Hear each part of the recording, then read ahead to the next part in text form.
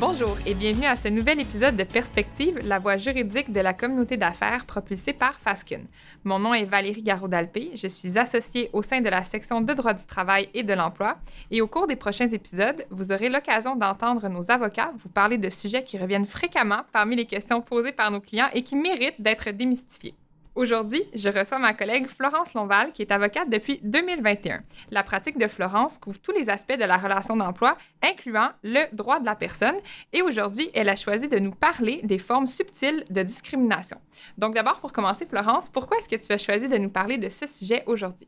J'ai choisi de parler de ce sujet parce que, selon moi, c'est un sujet qui peut être complexe. Puis souvent, en parlant avec nos clients, on se rend compte qu'avoir su, souvent, ils réagissent différemment parce que, en fait, il y a plusieurs formes de discrimination qui sont plus subtiles, qui sont moins évidentes à déceler. Et c'est le sujet de notre podcast d'aujourd'hui. Donc, écoute, qui dit discrimination, on va commencer par la base. Qui dit discrimination dit charte et qui dit charte dit motif protégé. Première question pour toi, quels sont les différents motifs de discrimination qui sont protégés par la loi actuellement? En fait, la Charte protège divers motifs de discrimination et se retrouvent tous à l'article 10 de la Charte. Je ne vais pas les énumérer tous pour les fins du podcast parce qu'il y en a plusieurs, mais on peut penser relativement à, si je cite le début de l'article, il y a la race, la couleur, le sexe, l'identité ou l'expression de genre, la grossesse, l'orientation sexuelle, l'âge et j'en passe. Donc, ce sont différents motifs. Il y en a certains qu'on entend plus souvent. Je vais ajouter à l'énumération que tu as fait la religion, qui est aussi quelque chose qui est qui est un sujet assez chaud généralement chez nos clients. La Charte protège de la discrimination de façon plus large que la relation d'emploi, mais considérant notre sujet d'aujourd'hui, je vais te demander plus concrètement qu'est-ce que la Charte prévoit en ce qui a trait à la discrimination en emploi. Donc, la Charte des droits et libertés interdit toute forme de discrimination dans toutes ou plusieurs facettes de l'emploi. On peut penser à l'embauche, l'apprentissage, la formation professionnelle, les mises à pied, les suspensions, diverses conditions de travail qui sont protégées, en vertu desquelles il est interdit pour un employeur de discriminer un employé. Si on pense davantage aux infractions pénales et criminelles, il y a également un article dans la Charte des droits et libertés qui interdit spécifiquement pour un employeur de congédier, refuser d'embaucher ou autrement pénaliser un employé pour le seul fait qu'il serait déclaré coupable d'une infraction pénale ou criminelle si cette infraction-là n'a aucun lien avec l'emploi de la personne ou si cette personne-là a obtenu le pardon. Donc ça, c'est spécifiquement par rapport aux infractions pénales ou criminelles. Il y a un autre point aussi que je pense qu'il serait intéressant d'aborder, c'est que la Charte interdit aussi aux employeurs de demander dans les entrevues d'embauche ou dans un formulaire de demande d'emploi des renseignements qui sont par rapport aux motifs dont on a discuté plus tôt dans le podcast, des motifs interdits de discrimination. Donc, c'est interdit pour un employeur de poser des questions par rapport à ces sujets-là, à moins que ces renseignements-là soient utiles afin de déterminer si l'employé correspond aux aptitudes requises pour l'emploi. Donc, à titre d'exemple, un employeur ne pourrait pas demander à un candidat ou une candidate dans le cadre d'une entrevue d'embauche si cette personne-là est aux prises avec un handicap, à moins que ça ait un lien direct avec l'emploi ou les aptitudes qui sont requises par son emploi. Donc, je comprends qu'en matière d'emploi, les exigences ou les protections qui sont assurées en termes de discrimination sont en lien avec les différents motifs qu'on a énumérés tout à l'heure. Puis, il y a le volet infraction pénale ou criminelle qui est un volet à part. Puis, il y a toujours une question de lien avec l'emploi qui revient à titre d'exception qui permet d'écarter ces protections-là. Parlant d'exception, quelle est l'exception la plus connue en matière d'emploi par rapport au cas de discrimination? Donc, il s'agit du concept d'exigence professionnelle justifiée. En général, lorsqu'un employeur fait une distinction ou une exclusion ou une préférence qui serait fondée sur l'un des motifs interdits qu'on a mentionnés plus tôt, cette distinction-là serait considérée comme non discriminatoire si elle est justifiée par les qualités ou les aptitudes qui sont requises pour un emploi. Donc, je peux donner un exemple pour rendre le tout un peu plus concret. La jurisprudence a déjà traité d'une situation où un employeur exigeait que des éducatrices en garderie ne soient pas restreintes par des limitations fonctionnelles les empêchant de lever des poids de plus de 20 livres. Le tribunal a considéré que il s'agissait d'une exigence professionnelle justifié dans ces circonstances-là, considérant le poste spécifique des éducatrices en garderie. C'est un exemple d'exigence professionnelle justifiée qui a déjà été accepté dans la jurisprudence. Donc, pour un employeur, c'est interdit de faire de la discrimination à l'embauche ou au courant de la relation d'emploi, à moins qu'il y ait une exigence professionnelle justifiée. Puis, malgré ça, même s'il y a une exigence professionnelle justifiée, l'employeur est tout de même tenu à l'obligation d'accommodement raisonnable qui est en plus de tout ça. Donc, si on parle d'accommodement raisonnable maintenant, qu'est-ce que ça signifie concrètement? L'accommodement raisonnable, ça peut signifier qu'un employeur aménage une pratique ou une règle générale de fonctionnement de son entreprise ou bien d'accorder une exemption ou une exception à un employé en particulier qui se trouve dans une situation de discrimination pour justement le sortir de cette situation de discrimination-là, dont il serait victime autrement en raison d'handicap ou de religion ou d'un autre motif protégé par la Charte. Est-ce que tu as des exemples de choses qui peuvent être d'un accommodement qu'un employeur pourrait mettre en place pour un employé? Oui, ben, les accommodements qu'on voit souvent, soit dans la jurisprudence ou en discutant avec nos clients, on peut penser notamment au fait d'adapter un poste de travail aux limitations fonctionnelles d'un employé pour l'adapter puis le rendre plus accessible à son handicap. Sinon, on peut penser au fait d'autoriser une journée de congé pour permettre la participation à une fête religieuse pour accommoder un employé qui serait dans cette situation-là. Et est-ce qu'il y a une limite à cette obligation d'accommodement-là? Parce que là, il y a un éventail totalement large qui pourrait découler de ces situations d'accommodement raisonnable-là.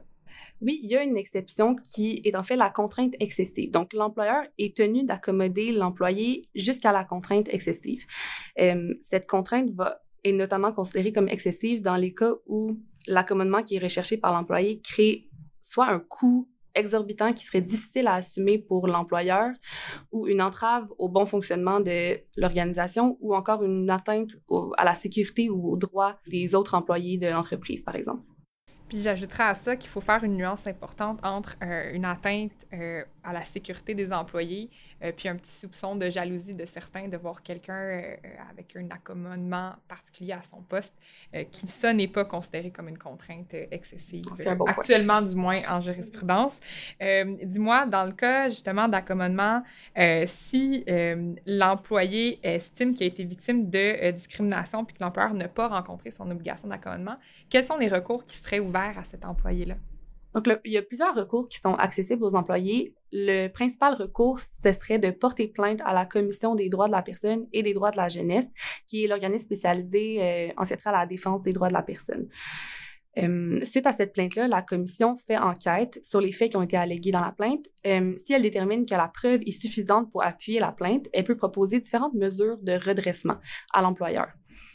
À partir de ce moment-là, si l'employeur ne se conforme pas aux mesures de redressement qui ont été proposées, la commission peut s'adresser au tribunal des droits de la personne pour réclamer les mesures appropriées. À l'inverse, si le dossier est fermé par la commission pour manque de preuves, l'employé pourrait alors décider d'intenter un recours devant les tribunaux civils. Puis j'ajouterais à ce que tu viens de mentionner d'ailleurs que le processus auprès de la Commission des droits de la personne et même devant le tribunal des droits de la personne, c'est un processus qui est extrêmement de longue haleine et même cela, ça peut poser certaines difficultés pour l'employeur de rapatrier des preuves, d'être capable de rencontrer les demandes. Mieux vaut prévenir que guérir et éduquer nos auditeurs pour être capable d'agir avant de se rendre à une plainte devant la Commission des droits de la personne.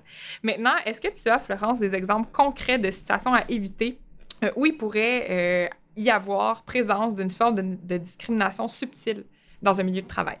Donc, effectivement, dans le cadre du podcast, je voulais parler des situations de discrimination qui sont peut-être moins évidentes à déceler pour les employeurs, auxquelles on ne pense pas directement quand on parle de discrimination en entreprise. Le premier motif auquel je pensais était l'âge. Quand on pense à la discrimination en fonction de l'âge, on pense souvent à la discrimination envers les personnes plus âgées dans la société. Par contre, il est important de se rappeler que cela protège aussi les personnes plus jeunes, notamment les étudiants. La Cour d'appel, par ailleurs, s'est récemment penchée sur le sujet et a déterminé que des étudiants qui se retrouvent à recevoir un salaire moindre pour un travail équivalent, ça pourrait entraîner une situation de discrimination en fonction de leurs conditions sociales d'étudiants ou de leur âge, puisque ceux-ci sont généralement plus jeunes que les autres travailleurs réguliers dans l'entreprise. Donc, un deuxième aspect auquel on pense pas nécessairement, mais qui revient fréquemment dans les questions qui nous sont posées dans le cadre de notre pratique, la grossesse. Donc, le fait de ne pas donner un poste à une candidate en raison de sa grossesse ou en raison du fait qu'elle ne sera pas disponible étant donné qu'elle doit accoucher sous peu et s'absenter pour une certaine durée, ça peut constituer une discrimination indirecte fondée sur la grossesse. Parce que même si, et là je reviens à la notion d'aptitude ou qualité requise par l'emploi dont on a parlé plus tôt dans le podcast, on peut considérer que la disponibilité à l'emploi peut être une aptitude ou une qualité requise par l'emploi. Par contre, malgré ça, l'employeur doit remplir son devoir d'accommodement pour une employée qui se retrouve dans cette situation-là. Puis qui part, somme toute, pour une durée qui est déterminée puis qui est limitée dans le temps, même si sur le coup, ça peut engendrer pour l'employeur un remplacement temporaire qui parfois est plus difficile à combler. Mais je suis d'accord avec toi que c'est une forme de discrimination subtile à laquelle on ne pense pas nécessairement d'emblée, mais qui existe malgré tout. Donc, un autre point dont on entend davantage parler récemment dans l'actualité, c'est l'image corporelle. Donc, les tribunaux ont, à de nombreuses reprises, considéré l'obésité comme faisant partie du motif interdit de discrimination de handicap, que celui-ci soit réel ou perçu. Quand on parle d'handicap perçu, on peut penser notamment aux stéréotypes qui sont associés à une condition médicale, comme par exemple l'obésité. Par exemple, dans la jurisprudence, l'exclusion d'un candidat en situation d'obésité fondée sur des stéréotypes associés à sa condition ont souvent été considérés comme discriminatoires. Fait que c'est super intéressant, Florence, les exemples que tu donnes. On parle beaucoup de conditions relatives à l'emploi, soit le salaire, l'octroi d'un poste, ou encore la prise en considération d'une candidature basée sur un motif de discrimination, plutôt l'exclusion d'une telle candidature basée sur un motif de discrimination. Est-ce qu'il y a d'autres exemples auxquels on ne pense pas, où il pourrait avoir un soupçon de discrimination caché derrière la décision, puis qui pourrait se transformer en plainte de la part de l'employé qui en est la cible? Ben oui, en fait, il y a une décision récente qui a été rendue par le Tribunal des droits de la personne que je pense qu'il serait intéressant de mentionner dans le cadre du podcast. C'est une décision dans laquelle un employeur a congédié une employée en raison de sa réaction aux blagues racistes qui ont été dites en sa présence. Donc, l'employeur, dans cette décision-là, évoquait une attitude négative de la part de l'employé qui avait été victime de discrimination et une baisse de performance.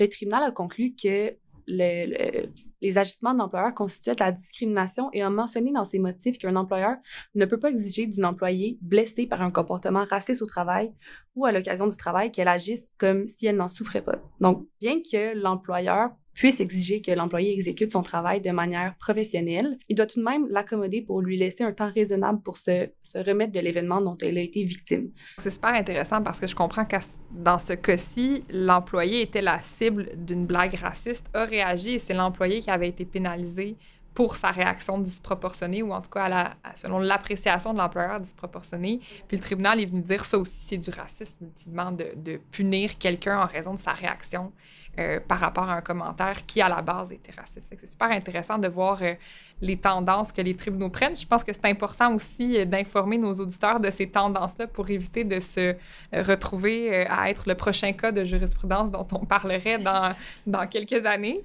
En terminant, Florence, est-ce que tu as des conseils pour nos auditeurs en matière de discrimination, de choses à faire ou à ne pas faire que tu aimerais leur souligner avant de terminer?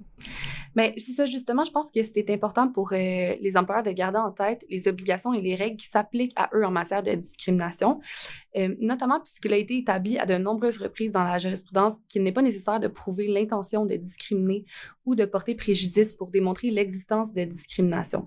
Donc, dans l'éventualité où un employé portait plainte parce qu'elle considère avoir été victime de discrimination, un employeur ne pourrait pas venir se justifier en prouvant sa bonne foi ou ses bonnes intentions. Donc, ce n'est pas un critère qui est acceptable par le tribunal des droits de la personne. Donc, pour terminer, ma recommandation serait vraiment de se renseigner sur les obligations des employeurs en matière de discrimination et d'accommodement afin de demeurer vigilant et éviter toute situation malencontreuse qui pourrait survenir en emploi.